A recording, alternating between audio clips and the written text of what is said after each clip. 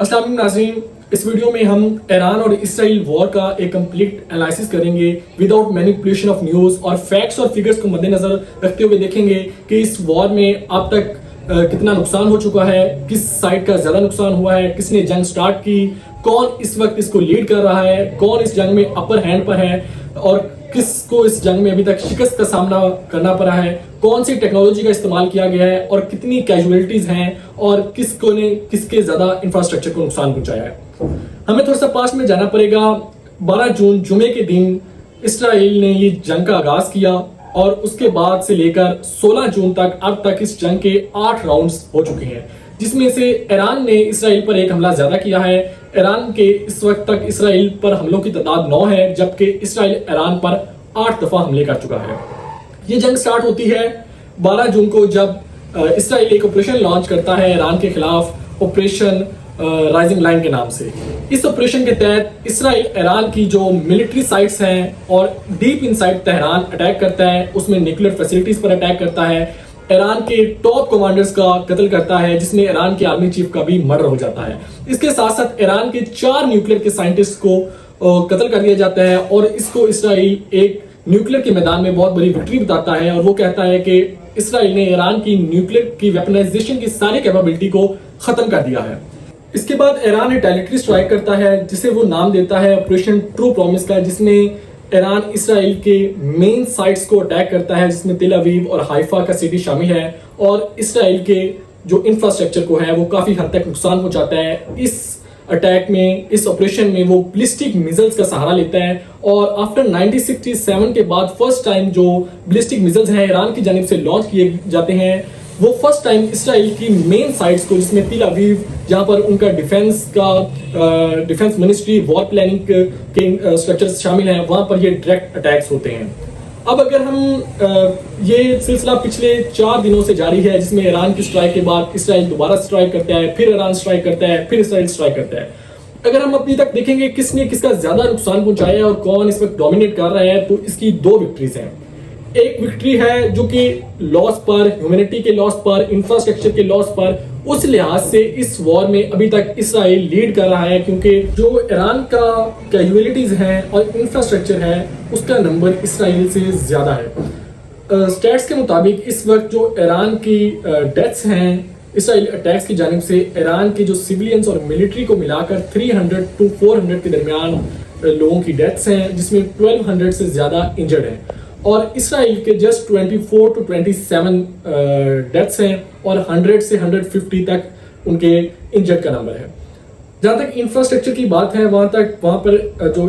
Israel की air strikes हैं, उन्होंने तेहरान में रॉकेट बनाने वाली कंपनी, पेट्रोलियम की रिफाइनिंग वाली कंपनीज पर और जो एक इंडस्ट्रियल पोर्शन था ईरान का, उसको बहुत ही हार्डली हिट किया है और बहुत ज्यादा नुकसान पहुंचाया है। इसके मुकाबले में जो ईरान को यहाँ पर एक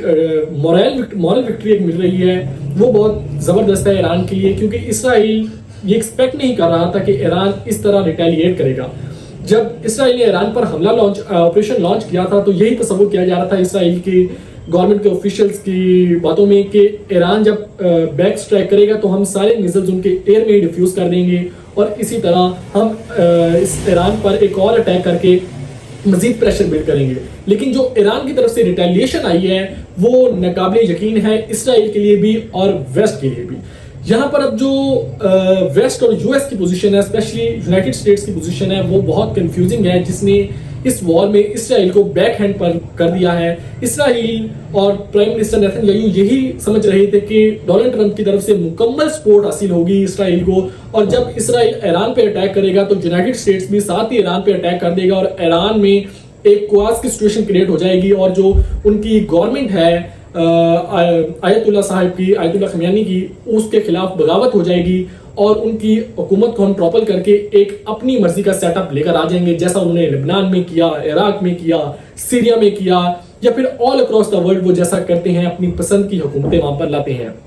लेकिन ये भी ना हो सका, क्योंकि अगरचे रेवोल्यूशन के बाद ये जो आयतुल्लाह की गवर्नमेंट है वो ईरानी अवाम में पॉपुलर नहीं थी, इतनी ज्यादा मकबूलियत इख्तियार नहीं करती, क्योंकि वहां पे डेमोक्रेट्स और लिबरल्स माइंड के लोगों को लोग बहुत फॉलो करते हैं। लेकिन इसराइल के अटैक्स के खिलाफ वो डेमोक्रेट्स और लिबरल्स भी इस वक्त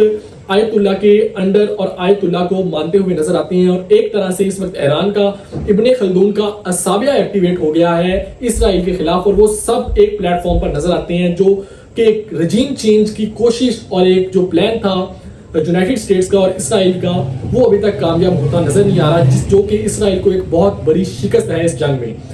इसके साथ साथ अब इसराइल डोनाल्ड ट्रंप की तरफ देख रहा है कि वो डायरेक्ट इस वॉर में इन्वॉल्व हो।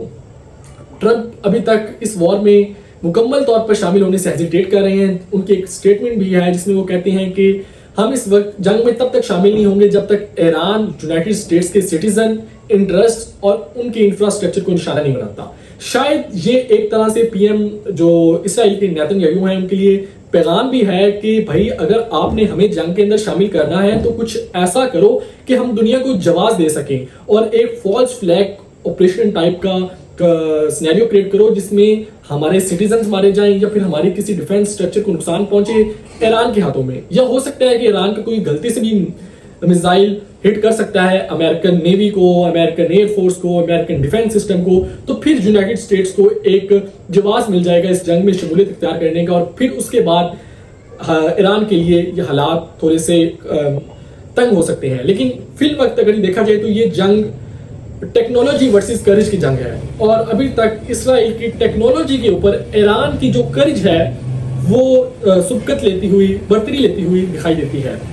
क्योंकि ईरान ने जिस तरह से पिछले 4 दिनों में रिटेलिएट किया है, इसराइल इस चीज को एक्सेप्ट नहीं कर रहा था। इसके अलावा अगरचे वेस्ट मुकम्मल तौर पर इसराइल में इस जंग में इन्वॉल्व नहीं हो रहा, लेकिन वेस्ट की मुकम्मल तौर पर हमदर्दियां इसराइल के साथ हैं। वो बरतानिया के तैयारों का इसराइल में आना हो या फिर यूएस का मिलिट्री सपोर्ट प्रोवाइड करना हो कंटिन्यूसली, तो मतलब किसी ना किसी तरह से बैकअप तो कर रहे हैं, लेकिन वो डायरेक्ट ईरान पे हमला नहीं कर रहे। और उसका हल मिस्टर ट्रंप ने बताया है कि हमें जवाब चाहिए ईरान पर हमला करने के लिए। अब अगर इस जंग ये कहां तक जाएगी, ये जंग लॉन्ग टर्म चलेगी और ये जंग है टेम्परामेंट की, और टेम्परामेंट के लिहाज से ईरान के पास मोर कैपेबिलिटी है इसराइल के साथ कि वो तवील जंग लड़ सके।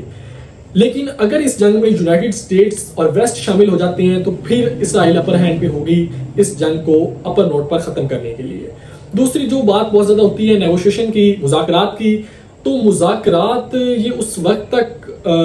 कामयाब या आगे नहीं बढ़ सकते जब तक इसमें कोई स्टेक होल्डर जो मुज़ाकरात करवाने वाला चेंज नहीं होगा। क्योंकि मुज़ाकरात की ऑफर हमेशा की जाती है यूनाइटेड स्टेट्स की जानिब से, जबकि ईरान इस बात को बखूबी जानता है कि यूनाइटेड स्टेट्स और इसराइल एक ही बात है।